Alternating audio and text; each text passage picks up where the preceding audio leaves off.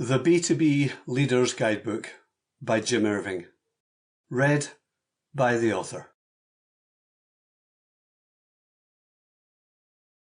Julius Caesar said, "Experience is the teacher of all things." Preface. It takes a wise man to learn from his mistakes, but an even wiser man to learn from others. So goes an old Zen proverb that I thought was a useful starting point for this book.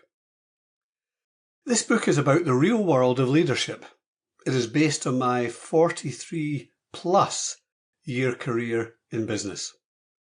I have seen the worst of managers, I have seen the best of leaders, and pretty well everything in between. My career took me to many countries and involved working alongside incredibly varied organisations and for small, medium and large employers. The latter part of my working life has seen me focus on helping startups, mostly those with a technology bias or focus. I have taken all of that experience and distilled it into this book. This is the second in my B2B series. The first, the B2B Selling Guidebook, was very successful and opened many new and interesting doors for me. It also, surprisingly, led to new friendships too. But it focused on the individual salesperson, not the sales or business leader. As I set out to write this book, I realised that I had gained very substantial experience in running and in some cases turning around a broad mix of both sales teams and then companies. Some small, some very large. It is the accumulated team leading experience and knowledge aspect that this book covers in detail.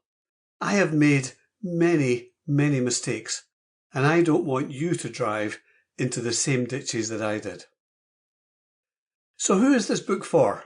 Well, anyone who finds themselves managing and leading for the first time, particularly in small businesses, startups, and in sales. It's equally relevant and useful for those who are already leading an organisation and who want to refresh and further strengthen their skills.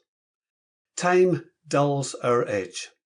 We must also never forget that sales is the foundation of all business. The book will also be very helpful, therefore, to entrepreneurs and to those who are moving up the ladder and looking for ways to simplify, to improve, and to increase their impact on their organisation. In light of the major business and societal changes which we're all currently experiencing, I have ensured that the advice in this book fits our new world. I have also decided to include a final appendix, Appendix 4, with my specific thoughts on business, leadership, and COVID-19 and its impact. The format follows the same very simple approach that was received so well in my first book. Short chapters, each dedicated to a specific subject, with easy but powerful learning contained in each. It also uses the same conversational tone that so many have commented on.